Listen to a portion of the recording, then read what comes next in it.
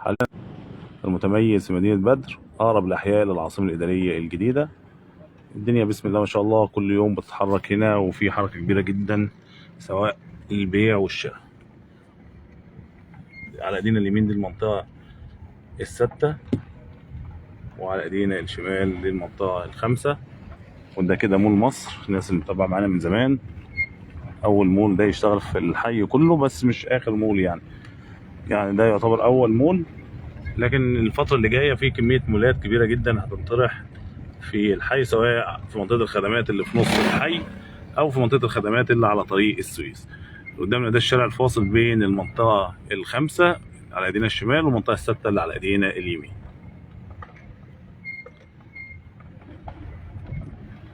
نتمشى كده ونشوف الدنيا وصلت لحد فين مع بعض.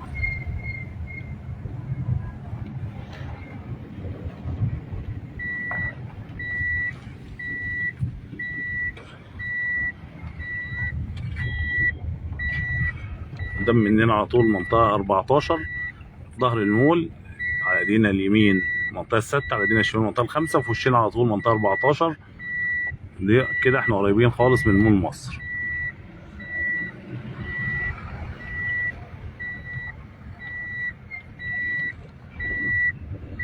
طبعا الجهاز بدأ ان هو يشيل الراتش من الطرق، زي ما حضرتك شايفين كان المكان ده الاول عبارة عن تبة عالية كده. دلوقتي واحدة واحدة كده الجهاز بدأ يشتغل، بس احنا عايزين الجهاز يشتغل اكتر من كده يعني. كل اللي على ايدينا الشمال دي المنطقة الخامسة، كده اللي على ايدينا اليمين المنطقة ال14. والشارع الكبير اللي احنا ماشيين عليه ده بيقولوا عليه اسمه الحزام الاخضر، اللي طبعا هيبقى هنا طريق اسفلت وهناك طريق اسفلت، وفي النص هيبقى منطقة مزروعة كده في النص. طبعا المكان لسه تحت الانشاء. المكان ده كان ارض فاضيه خالص لحد 2018، يعني بدايه العمل هنا كانت بدايه تسليم الاراضي هنا 2018، وبدات الدنيا تشتغل زي ما حضرتك شايفين كده.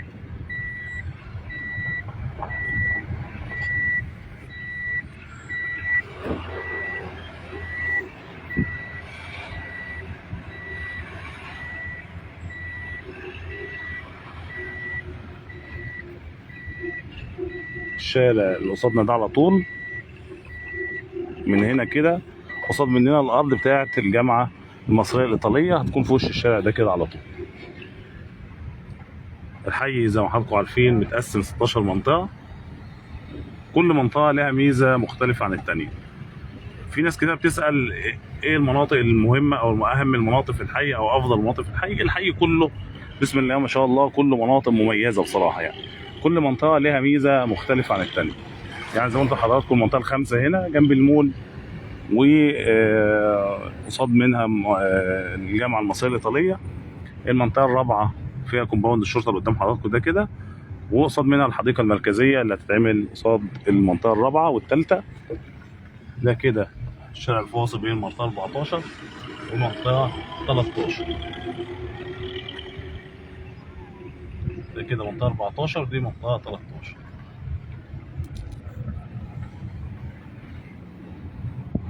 ده كده كومباوند الشرطه 33 فدان موجود في قلب الحي المتميز، وقدام منه في مول حاليا هيبداوا شغل فيه ان شاء الله تعالى، بداوا حفر وتسويق له.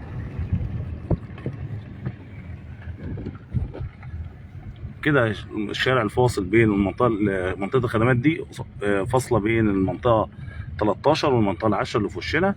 هيكون في منطقه خدمات كبيره جدا في نص الحي في المنطقه اللي قدام حضراتكم دي كده، المنطقه الفاضيه دي.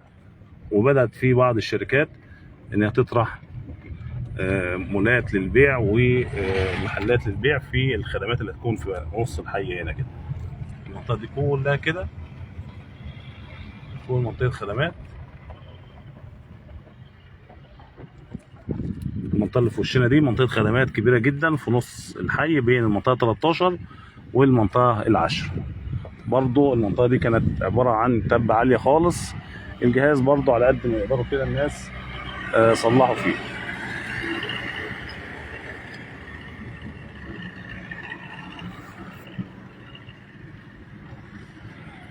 زي ما شايفين عرض الشارع هنا تقريبا يعدي ال 100 متر في المكان ده كده.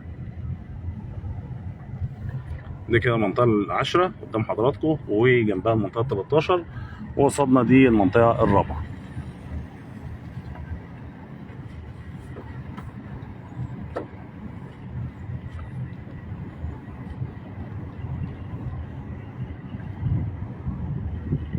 لو كملنا كده في نفس الاتجاه اللي احنا ماشيين عليه هنطلع على طريق الروبيكي والمدينة الطبية ومدخل العاصمة الإدارية الجديدة وهايبر وان. ده كده المنطقة العاشرة، منطقة عالية زي ما حضراتكم شايفين، والمنطقة 13 برضه منطقة عالية جدا. المساحات الستاندر هنا في الحي الشقق يعني بتكون عبارة عن 3 غرف، حمامين ومطبخ وريسبشن قطعتين. المساحات بالتحميل بتكون تقريبا 140 145 متر. لو جينا نحسب الصف بتاعها تقريبا هيكون في حدود 105 ل 110 متر. في بعض المساحات بتكون كبيرة شوية، اللي هي على النواصي بتكون مساحة الأرض كبيرة شوية، والشقق فيها بتتباع تقريبا 160 170 متر. الصف بتاعها بيكون في حدود من 115 ل 125 متر. معظم المباني اللي قدام حضراتكم دي غالبا بتكون متباعة شقق وهي لسه أرض فاضية يعني. احنا كل المنطقة اللي على ايدينا اليمين دي كده منطقة خدمات، كل دي هتكون منطقة خدمات في قلب الحي. كده على ايدينا الشمال المنطقة العاشرة، وفي وشها على طول المنطقة 11، والناحية التانية دي المنطقة 13 وقصادها منطقة 12. كده المنطقة العاشرة والمنطقة 11. وحضراتكم شايفين ده حزام كده برضه في نص المكان.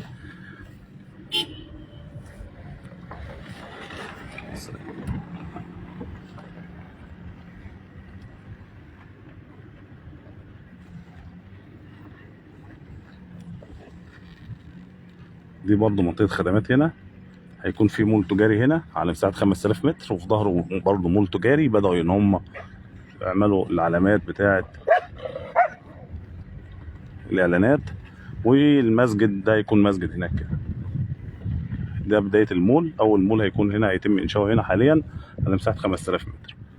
دي كده المنطقة 13 وقصادها المنطقة 12.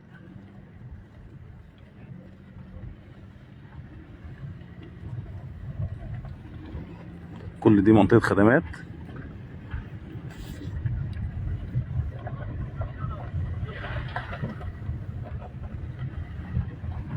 ده برضه هيكون مول تجاري هنا في المكان.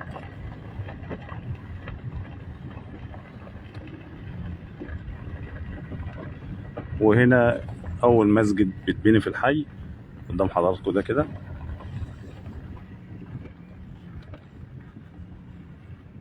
زي ما حضراتكم شايفين الارتفاع اللي احنا واقفين عليه. طريق السويس تحتنا بعيد هناك ده، شايفينه من هنا. احنا على تبة عالية خالص تقريبا، مرتفعين عن طريق السويس 24 متر او 25 متر.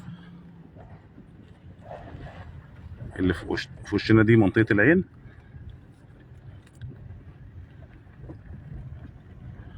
وطريق السويس اللي هناك ده كوبري اللي رابط بين مدينة بدر وبين العاصمة الإدارية الجديدة.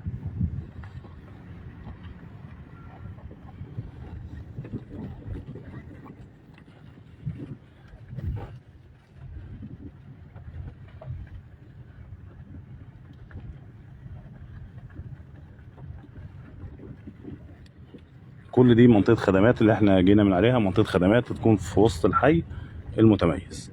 طبعا احنا موجودين شرق القاهرة على بعد 7 دقايق او 10 دقايق من العاصمة الإدارية الجديدة، وعلى بعد 25 دقيقة من مدينة نصر والتجمع. كل الناس اللي مش قادرة تشتري في العاصمة الإدارية الجديدة بتيجي تشتري هنا، لأن المكان مميز بصراحة وبتستمتع بخدمات العاصمة. وفي نفس الوقت المكان مخطط كويس جدا، شوارع واسعة، في مناطق خضراء، في خدمات كتيرة جدا تكون موجودة في الحي. كل ده شغل موجود في المكان. شايفين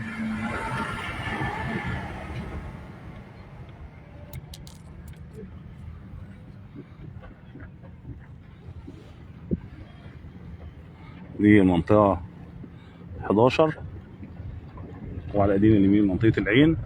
وكده في قدام مننا طريق السويس، والناحية التانية العاصمة الإدارية الجديدة.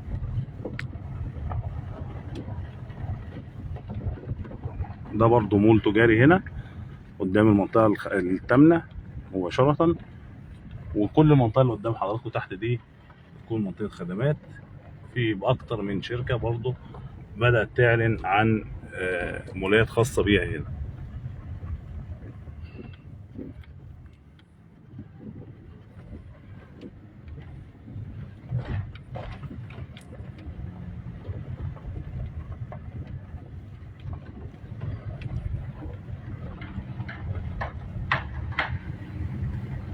ده كده الحزام الفاصل او الشارع الفاصل بين المنطقة 11 قدام حضراتكم والمنطقة الثامنة. ده مول العين